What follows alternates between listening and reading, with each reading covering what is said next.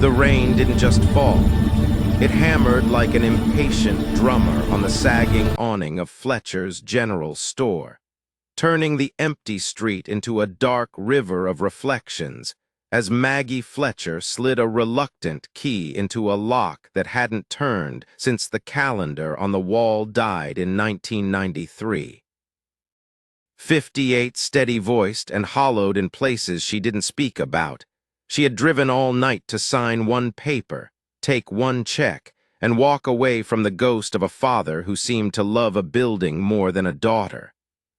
Behind her hovered Sarah, 25, quick-talking, Portland proud, flicking through notification lights while the developer's deadline pulsed in her head like a metronome.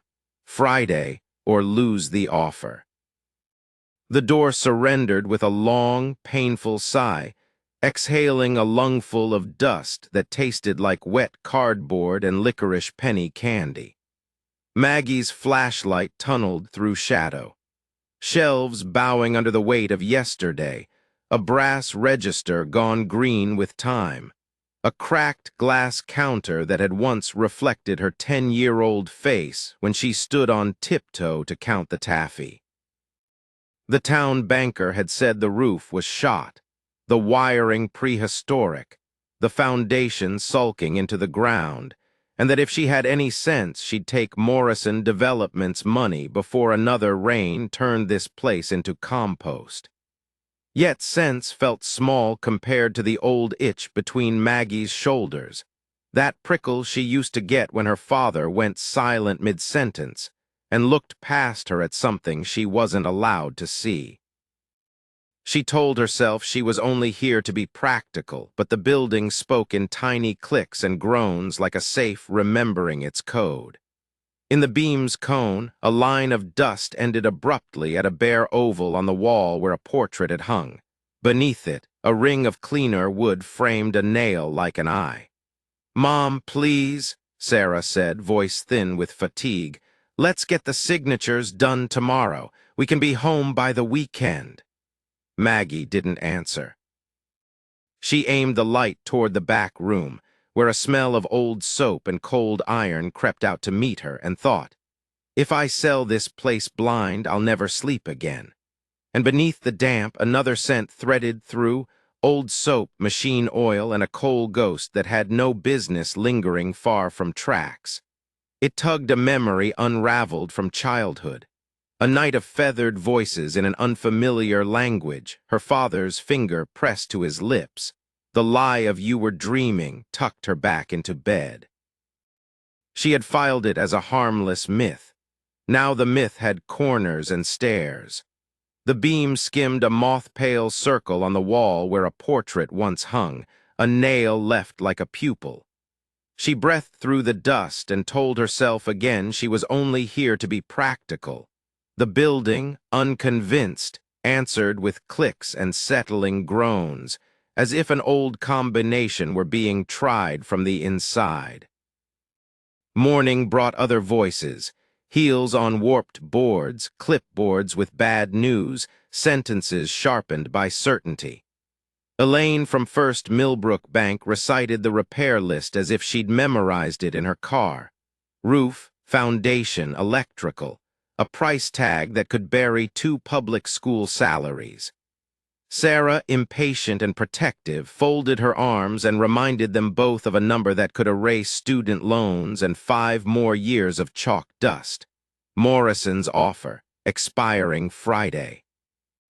But in her father's office, behind a filing cabinet whose drawer fought and lost, Maggie found something that didn't belong to profit and loss arithmetic. The ledgers started with neat lines, sacks of flour, boxes of nails, receipts for feed, and then veered sideways into a second language stitched around a tiny compass rose. Special shipment relocated. 3 travelers reached northern checkpoint. Packages transferred by moon. Photographs, black and white and careful, fell out like loose memories. Her father serious as a judge, strangers whose faces strained toward hope, Maggie herself with a ribbon in her hair and a hand on his sleeve. When Richard Morrison arrived in person, 62, silver-haired, confidence tailored to the millimeter. His smile was neighborly and his eyes were not. He glanced once at the ledger Maggie laid hurriedly atop a stack of bills, and for a heartbeat the smile slipped. "I like to handle important matters face to face," he said, as if generosity wore cufflinks. His number bumped higher by 10,000, then 15, the air inside the store getting thinner with each casual escalation. After he left, the silence felt mined, as if stepping wrong would bring down a ceiling. The bell above the door chimed again, and this time it was an elderly woman with a back as straight as an accusation and a cane she didn't need. "Eleanor Petton," she said, eyes measuring Maggie as if they'd met before in a story worth telling. "Your father trusted me. If you're thinking of selling this place to that man, you should know why Ezra never did." Sarah rolled her eyes, but Maggie felt the prickle return, and with it the certainty that the quickest way out might also be the worst. Eleanor did not sit. She walked the aisles with the ease of a long-time customer, stopping where a jar once lived, where a bell had rested, where a thumbprint hardened in wax still showed like a pale coin. "He kept 2 lists," she said. "Groceries for neighbors who couldn't pay till harvest, and roots for people who couldn't wait another day." The cane tapped once, found the seam where 2 boards met at an almost invisible angle. "He built this place to look ordinary," she added, "so it could do extraordinary work." Sarah scoffed. Maggie heard truth click home. It was Sarah who found the wrong note in the floor. The hollow knock tucked under a back corner plank that sounded like an echo, not wood. She'd been pacing while venting to her boyfriend about rain, small towns, and deadlines, when her heel tapped a rhythm that didn't belong. Crowbar in hand, breath quick with adrenaline, she pried up the board to reveal not crawl space but darkness squared off into intention. A stone stair spiraled down from a lintel carved with that same immaculate compass, too deliberate to be decoration, too secret to be anything but a sign. The air below was cool and dry, with the mineral hush of a cellar that thought like a library. Maggie's light found a chamber wider than the store above, braced by brick arches that spoke fluent engineering, shelves arranged with a kindness that mistrusted chaos. Boxes lived in rows, each labeled in steady blue ink. Initials, dates, arrows pointing to towns. Photographs nested in envelopes, faces lit by the thin courage of travel. Journals sat ready, their spines worn by careful hands. At the center, a desk built of old oak, its drawers fetched by a brass key placed on top in an envelope her father had addressed in the handwriting he used when he wanted to be kind. "For Maggie, when you're ready to understand." The key turned a lock that sounded like a century letting go. Inside, maps veined with routes threaded through counties and back roads, notes in code that tipped their hats to moonlight and trains, to sympathetic station masters and safe kitchens with quilts that signaled yes. Letters in small, precise hand arrived from cities and farms, from border towns and bus stations, from people who called themselves cargo in one sentence and human again in the next. Sarah swallowed audibly. "Grandpa wasn't running a store," she said, voice gone reverent and a little afraid. "He was running traffic. He was running sanctuary," Eleanor corrected softly from the steps, her cane not bothering to click. "And he wasn't alone."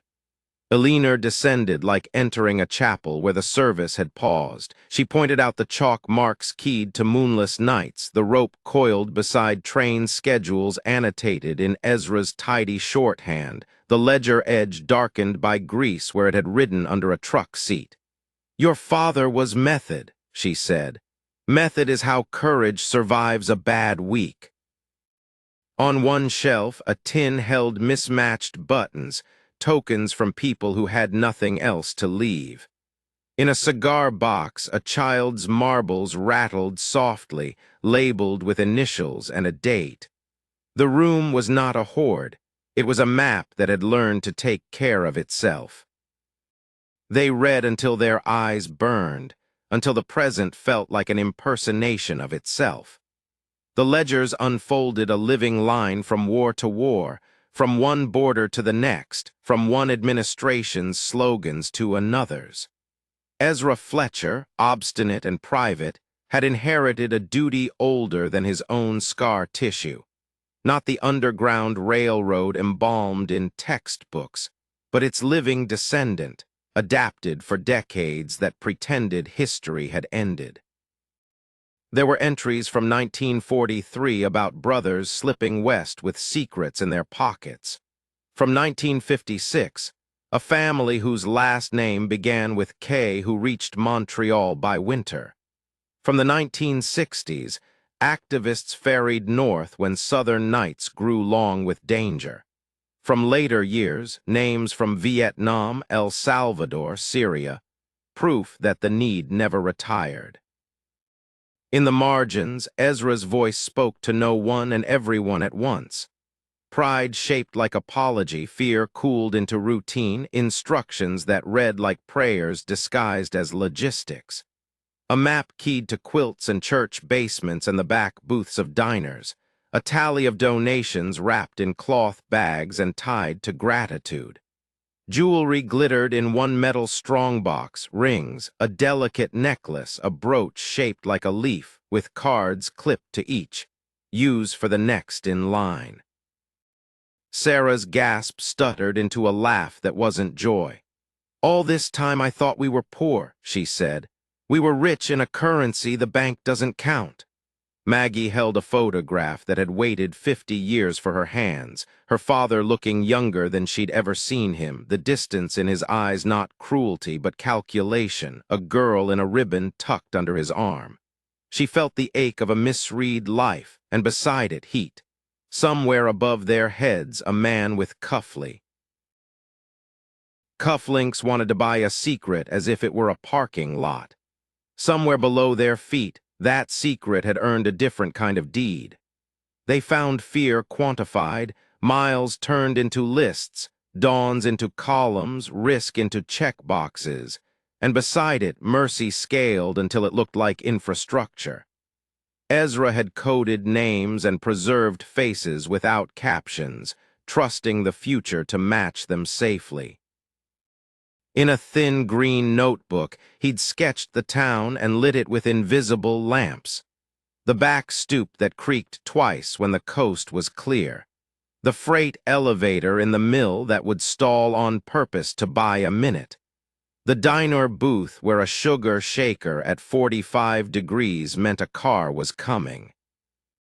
Night fell like a verdict, and with it came proof that discovery never travels alone.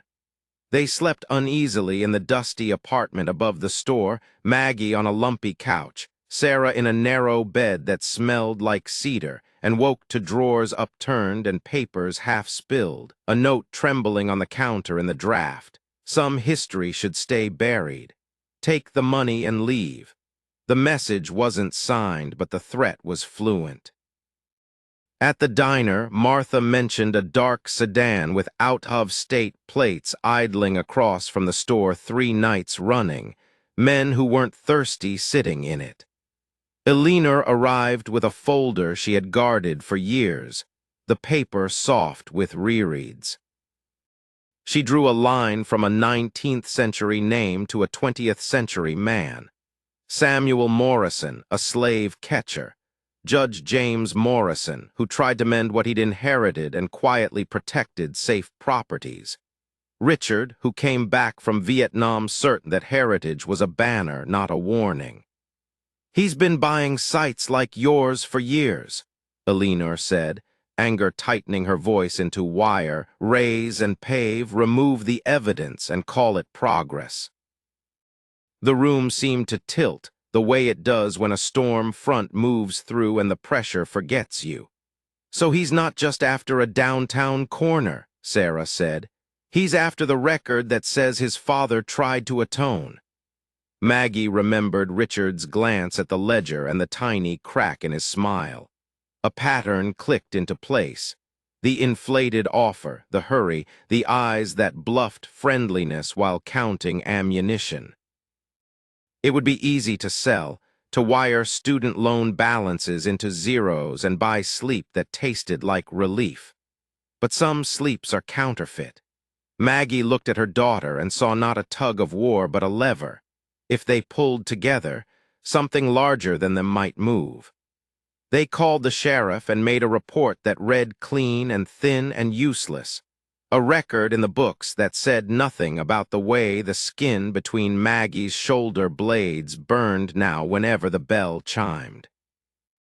Eleanor watched the street through a slit in the curtain and named the kind of patients that sits in cars. Hired, not local, instructed to wait until momentum leaked away. They count on fatigue, she said. On the 10th unanswered night, not the first. Sarah opened the ledger to the photo again and tried to fit her grandfather's stern mouth around the man who had built a sanctuary below a cash register. Meanwhile, the storm let go of a final ragged sigh and the sun slipped out, making every raindrop on the window look like a bead threaded on light. If Morrison wants to erase, Sarah said, then the opposite of erasure is not just keeping, it's telling. The word clicked into the room and stayed. They needed proof bigger than rumor and older than intimidation, and they needed it now. Sarah drove to the university in Carlisle, walk-ins be damned, and found Dr. Abigail Williams, a historian whose papers Maggie had skimmed on a phone at midnight, grading in an office crowded with maps of lost routes. Sarah laid her cards on the desk without names or addresses, photos of ledgers, the compass mark, the inventory rethreaded into mercy. Dr. Williams's brows rose and didn't fall. Most documented stations went dark after the Civil War, she murmured. A living network this long, this is extraordinary. The professor knew a path faster than the town council and meaner than a developer's timeline. Emergency designation through the National Park Service, the slim legal shield used when something irreplaceable was seconds from a wrecking ball. Sarah texted Maggie, "Bring what you can scan. Bring Eleanor." Maggie moved like she was younger, photographing, cataloging, labeling each item that would travel while the rest stayed hidden below. By afternoon, a small crowd had grown inside the store, Martha with a plate of cookies, and a story about parents who escaped Poland in '56. A retired pastor with the memory of his mother's quilt hung in a certain window one certain winter. A pair of gray-haired brothers who recognized their own faces in a photograph Maggie hadn't turned over yet. Dr. Williams arrived with 2 people from the Park Service who smelled like train stations and urgency. Papers spread across the old counter like a second skin. The language of protection is dry and relentless. Subsections, exhibits, affidavits. But beneath it ran something loud and human that a bulldozer can't track. A town deciding who it is. When the call came back from Washington before sundown, the room fell still enough to hear the rain counting seconds on the awning. The Park Service team moved like firefighters trained for a different kind of flame. Lisa Diaz, younger than Sarah and already carrying the weight of 10 fragile places saved, spread out forms that looked impenetrable until she translated them line by line into human stakes. Here is where we prove it matters. Here is where we certify reality before someone bills it as nostalgia. Volunteers rotated through scanning shifts, the hum like a purr that meant safety. The copier groaned and jammed and was coaxed back with the same patience they used on century-old paper. Someone from the county archive arrived with cotton gloves and left with a vow. In the breaks between signatures and notarizations, people told stories they hadn't thought were theirs to tell, as if the finding of one secret license had granted a town-wide permit. A boy no older than 12 stood on tiptoe to peer at the compass rose and asked whether it always pointed north. "No," Maggie said, surprised by her own certainty. "Sometimes it points forward." The order wasn't victory, it was a pause button with teeth. Emergency protection meant no demolition, no accidental collapse during an inspection, no sudden overnight structural failures. It bought time for surveys and archivists, for lawyers who spoke fluent statute, for a story to step forward into the daylight and demand a last name. Maggie felt relief punch through her like oxygen. Sarah, who had arrived in this town ready to flee, cried without apology and then wiped her face like a boxer between rounds. "We're not done," Dr. Williams warned, gentle but uncompromising. "Developers don't slink away, they pivot." They pivoted, too. The chamber below became a war room. Sarah, who lived online like it was a native country, built a digital catalog and backed it up in 3 places. Elinor trained volunteers to handle artifacts like newborns. Martha stationed herself at the front door with coffee and a logbook that could double as an alibi. Maggie called the school district and took a leave she couldn't afford, then called an old friend who knew grants like recipes. The town newspaper ran an above-the-fold headline that said what everyone needed to read in one line: Fletcher store tied to Underground Railroad's living legacy. The sedan across the street idled less openly now, as if secrecy were suddenly expensive. At night, Maggie dreamed in blue ink and narrow stairways and woke with Ezra's handwriting in her mouth. She read his journals by lamplight, hearing the cadence she'd missed in life. The way he turned feeling into planning, love into logistics, regret into instructions for the next person on the line. At the end of one entry, dated the day she left at 18, he wrote, "Better she hates me than carries this danger." She closed the book and let the sentence split her, then solder her back together. On the second night of the pause, a wind drove rain sideways, and lightning limned the town in stop motion. They took turns sleeping while someone always sat at the desk below, reading by a cone of light that converted terror into inventory. Maggie watched the doorway and thought she saw her father twice. Once as a young man buttoning his coat, once as an old one removing his hat, until she understood she was seeing the outline of his decisions passing through her. At 3 in the morning, Sarah came down with 2 mugs and said, "We're going to win, aren't we?" It wasn't quite a question, but Maggie answered anyway. "Yes, because we're telling the truth faster than they can file paperwork." Above them, the storm unclenched, and the drip in the back room took up a gentler tempo, like a clock returning to the right time. Morrison returned the next evening with an entourage that looked like a courtroom had sprouted legs. Attorneys, aides, men who pretended to browse like tourists at a battlefield gift shop. He didn't expect the crowd. Townspeople shoulder to shoulder, Dr. Williams beside Maggie, Park Service badges visible like small shields. He raised the offer to $150,000 and framed it as a kindness. Maggie handed him the emergency order, the kind of paper that turns a wrecking ball into a felony. Dr. Chen, a preservationist whose calm felt bulletproof, explained that the site now qualified for serious grants and that preliminary review called it exceptional.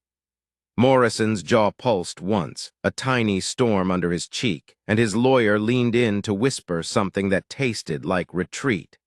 He left without another smile, but the absence felt like a promise, not a peace. After the door swung shut, the store erupted in the kind of sound a church makes when a wrong decision has just been averted. Work began as if a bell had rung. Carpenters propped, roofers patched, electricians rewired, all under the watch of people who understood that saving a building doesn't just preserve wood, it preserves a verb. The treasure stayed put, converted by legal paperwork into a trust that couldn't be tempted into anyone's pocket and earmarked to help the living echoes of those old roots, families that still needed a way through. The transformation was loud and dusty and glorious. On a ladder, hammer in hand, Maggie looked down through decades and realized she'd stopped feeling like a trespasser in her own history. In the days that followed, letters of support arrived with small checks folded into them, cash in envelopes with no return address, a pair of earrings wrapped in tissue with a note that read, "For the next traveler." A roofer refused payment and left an invoice stamped paid in story. A teacher Maggie didn't know sent a class set of composition books with a sticky note. For the kids who will write what we almost forgot. Nobody mentioned Morrison because they didn't have to. Absence can be loud when a community chooses a different sound. The trust paperwork finalized with more signatures than a wedding guest book. Sarah slid the folder into the safe and exhaled a laugh that shook loose the last of her earlier skepticism. "I thought I came for money," she said to Maggie on the ladder. "Turns out I came for meaning."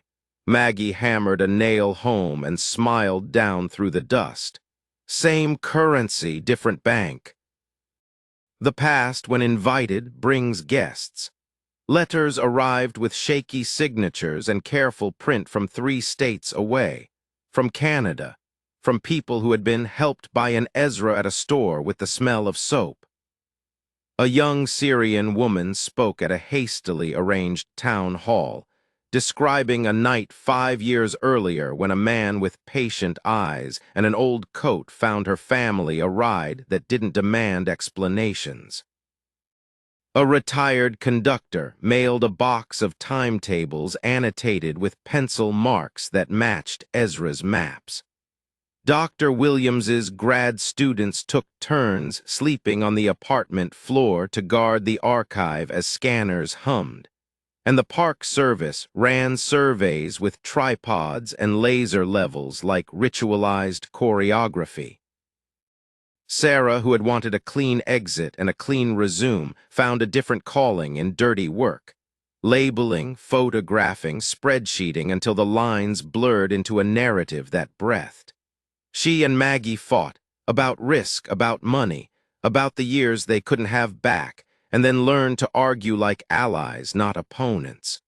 One afternoon, prying trim near the office door, a carpenter found a thin envelope sealed into the wall. The ink on the front was the tired brown of age. Inside, a letter Ezra had written as his hands began to fail. "My darling girl, I could not find a way to tell you without putting you on a map you didn't choose. I mistook secrecy for protection and lost you in the bargain. If this finds you, know that the work is yours only if you want it, and that love is not the same thing as safety, though I couldn't help trying." Maggie read it once silently and then aloud, and the room held still the way rooms do when the truth has finally used its voice. Not all arrivals wore nostalgia. A woman from the state attorney general's office stood quietly at the back, listening, then introduced herself with a card and a promise to watch the process for interference. A camera crew from a public television station asked for permission to film and got it, on the condition that no one would turn the basement into spectacle. The grad students built a small, respectful website that loaded fast even on old phones, and page views spiked in neighborhoods they couldn't have pointed to on a map the week prior. At night, Maggie and Sarah sat on the steps between the floors and practiced telling the story plainly, without embroidery, trusting that the facts were dramatic enough. Each time they reached the part where Ezra chose silence to keep Maggie safe, the words snagged, then smoothed, then held. Forgiveness doesn't re-edit the past, it equips the present. But pressure systems don't vanish, they reorganize. 1 week after the emergency order, an anonymous complaint arrived at the county office. Code violations, hazardous materials, imminent danger to the public. A fire inspector came with a frown ready and left with a handshake after touring the newly braced rafters and the tidy, locked archive below. The sedan reappeared 2 blocks down, then disappeared again, like a sulk written in chrome. A real estate blog seeded a rumor that the designation would collapse property values. A second post claimed federal money was a waste, that the story was a hoax designed to shake loose grants. The town split for a moment into comment sections and side-eyes until Martha hung the photograph of her parents on the front wall with the caption "They existed" in a black marker thick enough to N. That thread, Morrison filed a public records request for every document the Park Service touched, legal but transparent in its intent to drown them in process. Dr. Chen answered with the patience of a river, and the town lawyer started to enjoy himself. Through it all, the work kept moving. Sarah arranged a temporary exhibition on the main floor. Quilts that signaled, maps that threaded, letters that sang through their codes. Tour formed organically. Children first, then their grandparents, then people who had driven an hour to stand in a room where courage had lived. "We thought we were a place you drove through," the mayor said, voice thick with civic pride he hadn't known he owned.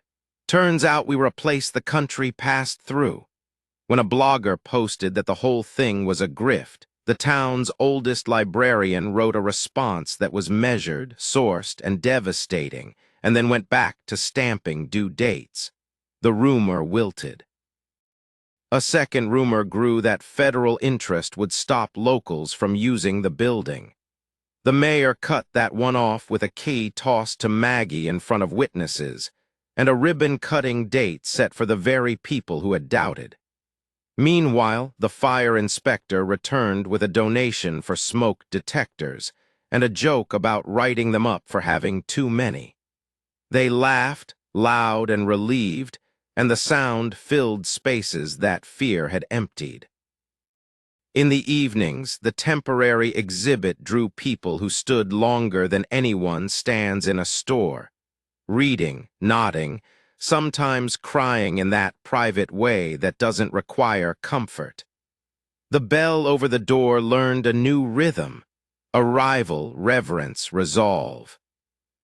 By autumn, the scaffolding came down and the sign over the door, cleaned, not replaced, caught the sun in a way it probably hadn't since Eisenhower.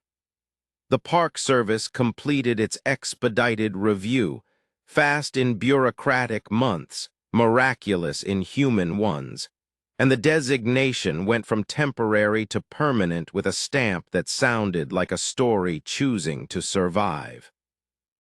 The opening ceremony drew the kinds of faces that never share a hallway: federal officials and farmhands, academics and teenagers in hoodies, a family from Montreal with a last name that began with K, a pair of men in their 80s who recognized the photograph where they were simply the Mueller brothers.